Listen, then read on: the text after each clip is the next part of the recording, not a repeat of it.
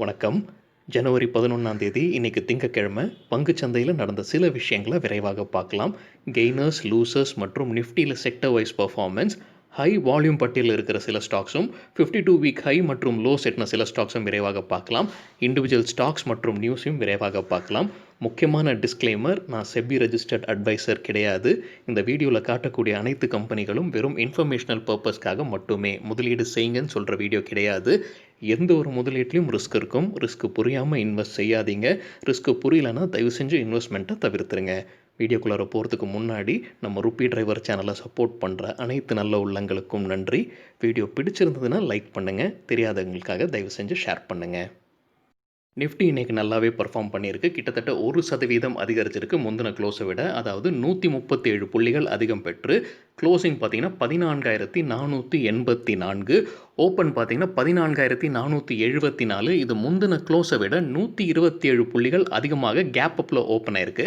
அதுக்கப்புறமாக லோ ஆக 14,383, ஹையாக 14,500 டெஸ்ட் பண்ண முயற்சித்தது நிஃப்டியோட வாலட்டிலிட்டி இண்டெக்ஸ் அதிகமாக தான் இருந்தது. இன்றைக்கு கிட்டத்தட்ட 8.5% அதிகமாக க்ளோஸ் ஆச்சு. நிஃப்டியோட பிஇ ஜனவரி 8ஆம் தேதி பார்க்கும்போது 39.45 அதிகமாகத்தான் இருக்குது. இந்த ஒரு நிஃப்டியோட ரன்னு வந்து வரப்போகிற பட்ஜெட்டுக்கு ஒரு எக்ஸ்பெக்டேஷன் ரன்னாக கூட இருக்கலாம் அப்படின்னு கருதப்படுது.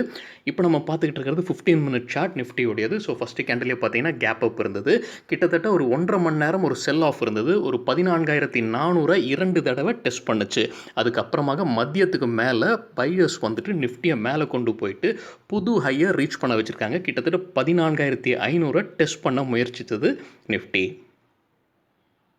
செக்டர்களில் ஐடி செக்டரும் ஆட்டோ செக்டரும் கலக்கிட்டாங்க. ஐடி செக்டர் 3.3%, ஆட்டோ செக்டர் 2.6% அதிகரித்தது. எஃப்எம்சிஜி செக்டர் 1.18%, ஃபார்மா 1% அதிகரிச்சிருந்தது. ரியாலிட்டி செக்டர் மற்றும் ஃபினான்ஷியல் சர்வீசஸ் 0.6% அதிகரிச்சது. பேங்கிங் செக்டர் ஒழுங்காக பண்ணலைங்க. பேங்கிங் செக்டர் 0.27% இறங்கிருச்சு. பிரைவேட் செக்டர் பேங்க் 0.32% இறங்கியது. நிஃப்டி மெட்டலும் 1% இறங்கியது. பப்ளிக் செக்டர் பேங்க் 1.5% இறங்கியது. மீடியா செக்டர் 1.54% இறங்கியது. நிஃப்டியில் டாப் 5 கெய்னர்ஸ் யாருன்னு பார்க்கும்போது ஆட்டோ கம்பெனிகளான டாடா மோட்டர்ஸ் இருக்காங்க. 12.64% அதிகரிச்சது. அது தொடர்ந்து HCL டெக்னாலஜிஸ் 5.8%, இன்ஃபோசிஸ் 4.8%, விப்ரோ கிட்டத்தட்ட 4% அதிகரிச்சது. HDFC 3.37% அதிகரிச்சது. டாப் 5 லூசர்ஸ் நிஃப்டியில் பார்க்கும்போது டாடா ஸ்டீல் 2.5% இறங்கியது. அதானி போர்ட்ஸ் மற்றும் பஜாஜ் ஃபினான்ஸ் கிட்டத்தட்ட 2% இறங்கியது. பஜாஜ் ஃபின்சர்வும் 1.8% விழுந்தது. ரிலையன்ஸ் இண்டஸ்ட்ரீஸ் 1.8% விழுந்தது. சில இண்டிவிஜுவல் ஸ்டாக்ஸ் அண்ட் நியூஸை விரைவாக பார்க்கலாம். இண்டிகோ பெயிண்ட்ஸுக்கு செபி அப்ரூவல் கிடச்சிருக்கு ஐபிஓக்காக. ஸோ கூடிய விரைவில் இந்த ஐபிஓ வரும்னு எதிர்பார்க்கலாம். என்டிடிவியில் என்ன சொல்லியிருக்காங்கன்னா, இந்த ஐபிஓ வழியாக வரப்போகிற காசை கம்பெனி புதுக்கோட்டையில் இருக்கிற அவங்களோட மேனுஃபேக்சரிங் யூனிட்டை விரிவாக்கம் செய்ய போகிறதாக சொல்லியிருக்காங்க. ஐஐஎஃப்எல், அதாவது இந்தியா இன்ஃபோலைனில் என்ன சொல்லியிருக்காங்கன்னா, இது கிட்டத்தட்ட 1000 கோடி ரூபாய்க்கான ஐபிஓவாக இருக்கக்கூடும் அப்படின்னு சொல்லியிருக்காங்க. டிசிஎஸ் மற்றும் டிமார்ட்டுடைய குவார்ட்டர்லி ரிசல்ட்டை வீக்கெண்டில் பார்த்துருந்தோம். டிசிஎஸ் இன்னைக்கு 3.3% இன்ட்ராடேல அதிகரிச்சது. டிமார்ட் இன்னைக்கு இன்ட்ராடேல 5.4% அதிகரிச்சது. டிசிஎஸ்ஐ தொடர்ந்து சில ஐடி கம்பெனிகள் நல்லாவே பர்ஃபார்ம் பண்ணியிருந்தாங்க. HCL 4.5% அதிகரிச்சிருந்தது இன்ட்ராடேல. Wipro 4.8%, Infosys 5.4% இன்ட்ராடேல அதிகரிச்சிருந்தது. Mphasis 4.6%, Mindtree 1.7% அதிகரிச்சிருந்தது இன்ட்ராடேல.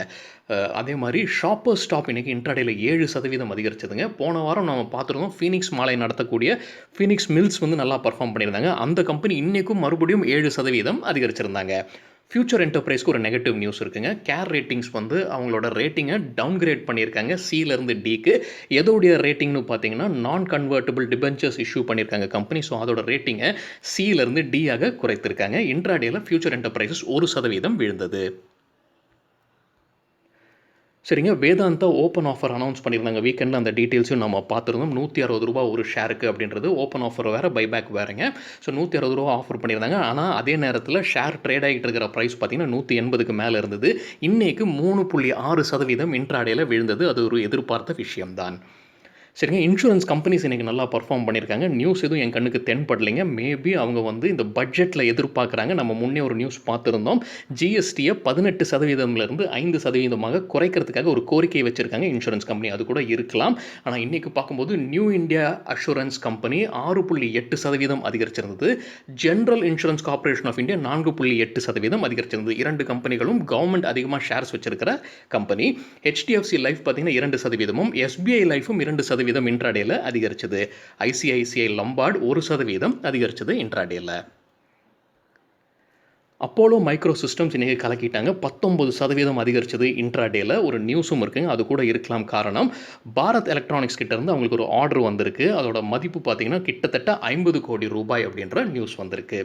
Textile மற்றும் அப்பேரல் கம்பெனிஸ் இன்னைக்கு நல்லா கலக்கியிருக்காங்க. சிலவற்றை விரைவாக பார்க்கலாம். அரவிந்த் லிமிடெட் 13% இன்ட்ராடேல அதிகரிச்சது. அம்பிகா காட்டன் மில்ஸ் 16% அதிகரிச்சது. அம்பிகா காட்டன் ஒரு நல்ல ரன்ல இருக்காங்க.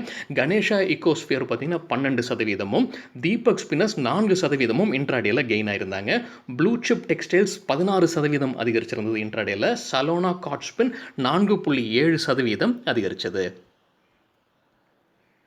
சரிங்க. இந்த பேர்ட் ஃப்ளூவோட நியூஸ் ஒன்று அப்டேட் விரைவாக பார்த்துடலாம். 7 மாநிலங்கள் கன்ஃபார்ம் பண்ணியிருக்காங்க.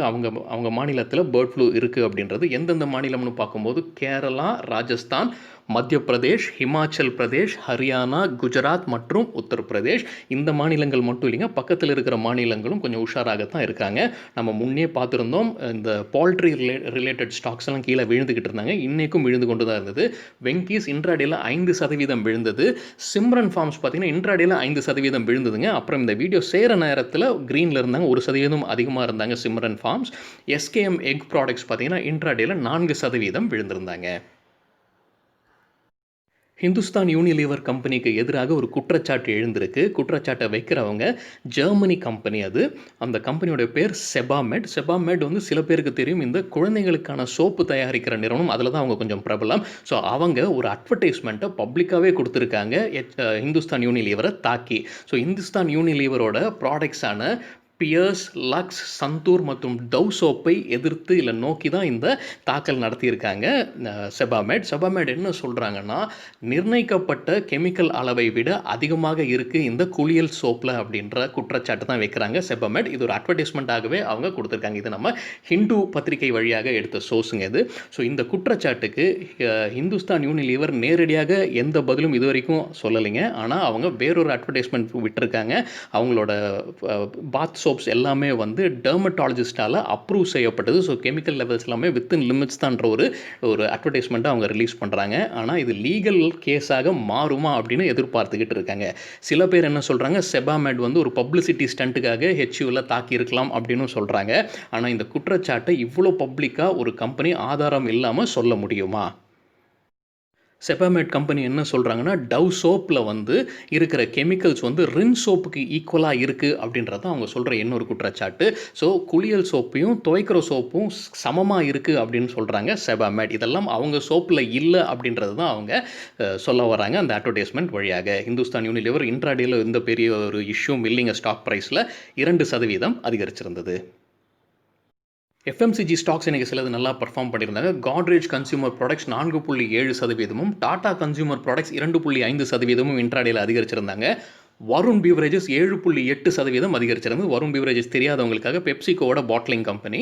கோல்கேட் பாம்பலும் 3.8%, டாபர் மற்றும் மாரிக்கோவும் இன்னைக்கு அதிகரிச்சிருக்காங்க. 1.7 மற்றும் 1.8% இன்ட்ராடேல. டாபர் மற்றும் மாரிக்கோவுக்கு ஒரு நியூஸும் இருக்குங்க. அவங்களோட ப்ராடக்ட்ஸோட விலையை ஏற்றுறதுக்கான வாய்ப்புகள் இருக்குன்னு வந்துக்கிட்டு இருக்கு news. Gainers with high volume பட்டியலை விரைவாக பார்க்கலாம். ஹை வால்யூம்னு எப்படி சொல்கிறோன்னா, இன்றைக்கு வால்யூம் கூட 10 நாளைக்கான ஆவரேஜ் வால்யூமை கம்பேர் பண்ணி அது 100% மேலே இருக்கிற சில ஸ்டாக்ஸை பார்க்கலாம். கெய்னர்ஸ்ன்னு சொல்லும்போது ஷேர் ப்ரைஸ் அதிகரிச்சிருக்கணும். ஹிந்து கம்போசிட்ஸ் இன்றைக்கு கிட்டத்தட்ட 20% ஷேர் ப்ரைஸ் அதிகரிச்சது. 1300% வால்யூம் அதிகரிச்சது. அம்பிகா காட்டன் 12% ஷேர் ப்ரைஸும் 560% வால்யூமும் அதிகரிச்சது. டாடா மோட்டார்ஸ் கிட்டத்தட்ட 10% ஷேர் பிரைஸும் 147% வால்யூமும் அதிகரிச்சது. ஜிஎன்ஏ ஆக்சில்ஸ் 7.67% ஷேர் பிரைஸும் 785% வால்யூமும் அதிகரிச்சது. HCL டெக்னாலஜிஸ் 6.25% ஷேர் பிரைஸ் அதிகரிச்சது. 120% வால்யூம் அதிகரிச்சது. இந்தியா மார்ட் 6% ஷேர் பிரைஸும் 188% வால்யூமும் அதிகரிச்சது. பஜாஜ் எலக்ட்ரிக்கல்ஸ் 5.5% ஷேர் பிரைஸ் அதிகரிச்சது. 546% வால்யூம் அதிகரிச்சது. இன்ஃபோசிஸ் 5% கிட்டத்தட்ட ஷேர் பிரைஸ் அதிகரிச்சது. 158% வால்யூம் அதிகரிச்சது. லூசர்ஸ் வித் ஹை வால்யூம் பட்டியலை விரைவாக பார்க்கலாம். பர்கர் கிங் இன்னைக்கு 10% விழுந்தது. 203% வால்யூம் அதிகரிச்சது. இண்டோ கவுண்ட் 3.8% ஷேர் பிரைஸ் வீழ்ச்சி. 212% வால்யூம் அதிகரிப்பு. தேஜோ இன்ஜினியரிங் 3.7% ஷேர் பிரைஸ் இறங்கி இருக்கு. 167% வால்யூம் அதிகரிச்சது. 52 வீக் ஹை இருக்கிற ஸ்டாக்ஸை விரைவாக பார்க்கலாம். நிறைய பேர் இருக்காங்க, நம்ம விரைவாக பார்க்க முயற்சிக்கலாம். சிமெண்ட் கம்பெனிகளான ACC, Shree cements, UltraTech, L and T, Asian paints, Berger paints, Pidilite industries, sanitary கம்பெனிகளான செரா, கஜாரியா செராமிக்ஸ் மற்றும் Somany ceramics, HDFC bank, HDFC life, HDFC குடும்பத்திலிருந்து 3 ஸ்டாக்ஸ் இருக்குது 52 வீக் ஹையில்.